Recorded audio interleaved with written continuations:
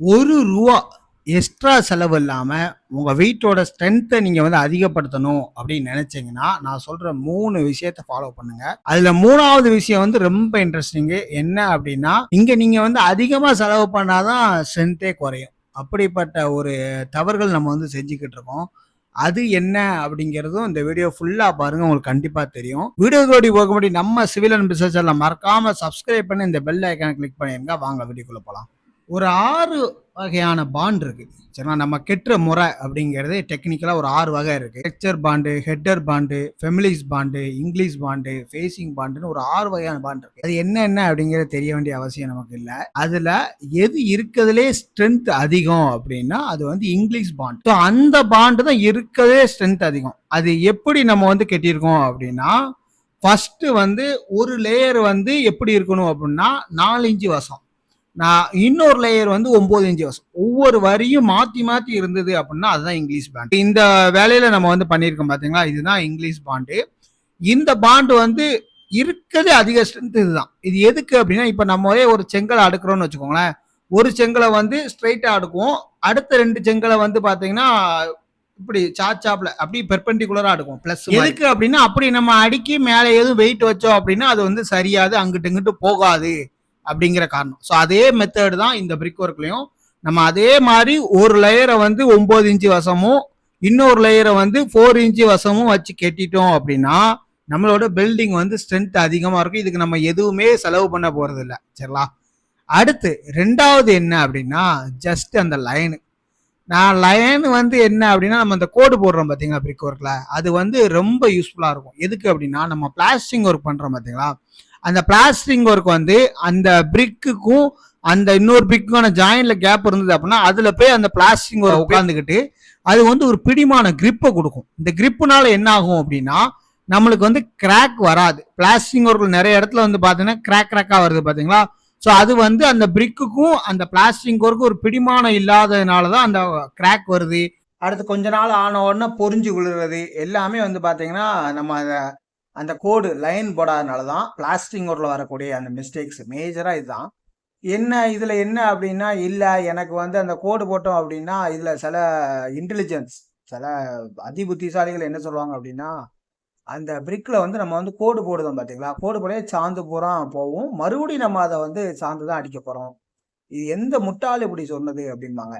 சரிங்களா? ஏன்னா நம்ம யாருனே அதுல வந்து சாந்த போட்டு தான் அதுல செங்கு கட்டு கட்டியிருக்கோம். அந்த சாந்த மறுபடியும் கோடை போட்டு எடுத்துட்டு மறுபடியும் நம்ம பூசையில அதே சாந்தை தான் மெத்த போறோம்.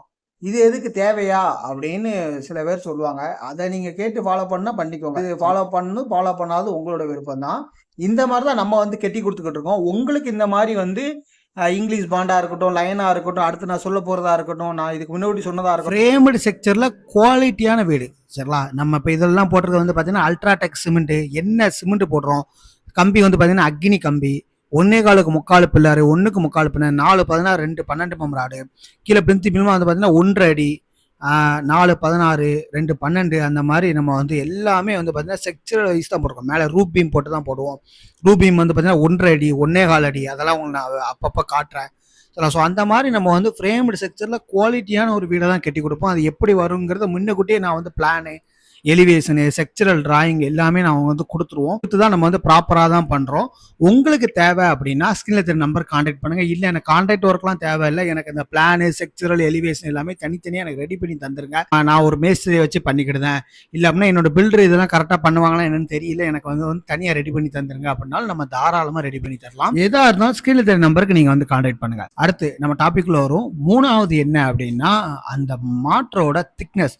ஒரு செங்கலுக்கும் இன்னொரு செங்கலுக்கும் வந்து பாத்தீங்கன்னா 10 mm தான் திக்னஸ் இருக்கணும். 1/2 இன்ச்சுக்கும் கம்மியா. ஏன்னா 1/2 இன்ச்சு அப்படின்னா 12.5 mm. இல்ல உங்களுக்கு ஆவரேஜா இருக்குன்னா 1/2 இன்ச்சுக்கு மேல போகாத அளவுக்கு பாத்துக்கணும். சரிங்களா? எதுக்கு அப்படின்னா நம்மளுக்கு வந்து அதிகமான மாற்று திக்னஸ் சாந்து கலவையை வச்சோம் அப்படின்னா அது வந்து ஈஸியா வந்து விரிசல் விட்டுரும். அதனால சாந்து கலவை வந்து 1/2 இன்ச்சுக்கு மேல போகாத அளவு பாத்துக்கணும். ஏன்னா சாந்து கலவை அதிகமா நம்ம வச்சாலுமே காஸ்ட்டும் நம்மளுக்கு வந்து அதிகமா தான் செலவு பண்ணும். அதிகமா செலவு பண்ணி ஸ்ட்ரென்த்தையும் குறைச்சி நம்ம பண்றதுக்கு கரெக்டான மிக்சிங்ல வச்சுக்கிறது நல்லது. அது வந்து பாத்தீங்கன்னா சாந்து கலவை வந்து தண்ணியா இருக்கணும். சில இடத்துல என்ன பண்றாங்கன்னா புட்டா வெறும் மணல் சிமெண்ட் மட்டும் விரவி சொட்டு மாதிரி தண்ணி ரொம்ப இல்லாத அளவுக்கு நம்ம வந்து அப்ளை பண்ணி மேலே வந்து தண்ணி ஊற்றிதாங்க. அந்த மாதிரியும் பண்ணக்கூடாது. கரெக்டான மிக்சிங்கில் வாட்டர் மிக்சிங்கில் வந்து பார்த்தீங்கன்னா கொஞ்சம் நம்மளுக்கு வந்து ஈரப்பதமாக இருக்கணும். ஈரப்பதமாக நல்ல ஒரு பேஸ்ட் மாதிரி இருக்கணும் சரிங்களா. அப்படின்னா தான் அது வந்து கரெக்டான மிக்சிங்கில் இருக்குன்னு அர்த்தம். ஸோ அதையும் பார்த்துக்கணும்.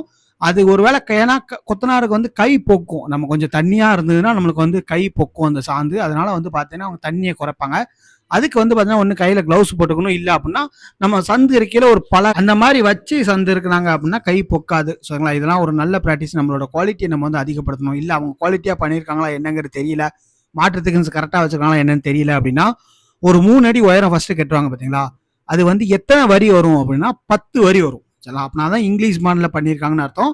அதே மாதிரி கரெக்டான சாந்து கலவை திக்னஸும் கரெக்டாக இருக்குன்னு அர்த்தம். அதுக்கு மேலே ஒருவேளை 9 வரி இல்லை அப்படின்னா 8 வரியிலே முடிச்சிட்டாங்க அப்படின்னா அப்போ அந்த இடத்துல ஒன்று வந்து பார்த்தீங்கன்னா குத்து பாட்டு அந்த மாதிரி ஸ்ட்ரக்சரை வந்து மாற்றி மாற்றி போட்டிருக்காங்க. அதே மாதிரி சாந்து கலவையும் அதிகப்படுத்தியிருக்காங்க அப்படிங்கிறத உங்களுக்கு ஒரு புரிதலுக்காண்டி இதை சொல்கிறேன். அதே மாதிரி லைனு கோடெல்லாம் நீங்கள் பார்த்தாலே தெரிஞ்சுக்கணும் சரிங்களா. ஸோ இந்த வீடியோ அவ்வளோதான். உங்களுக்கு யூஸ்ஃபுல்லாக இருந்தது அப்படின்னா மறக்காமல் நம்ம சேனலை வந்து ஃபாலோ பண்ணிக்கோங்க. இந்த மாதிரி தொடர்ந்து யூஸ்ஃபுல்லான வீடியோ உங்களுக்கு வந்துகிட்டே இருக்கும். வேற யாரும் புதுசாக வீடு கட்டிக்கிட்டாங்க உங்களுக்கு தெரிஞ்சவங்க அப்படின்னா உங்களுக்கு இதை வந்து ஷேர் பண்ணுங்க. நம்ம யாருனே சொன்ன மாதிரி தான் உங்களுக்கு ஏதாவது plan, estimation, elevation, structure, drawing, contract வேலை எதாவது இருந்தால் ஸ்கில் நம்பர் கான்டாக்ட் பண்ணுங்க. தேங்க்யூ ஃபார் வாட்சிங் திஸ் வீடியோ. தேங்க்யூ.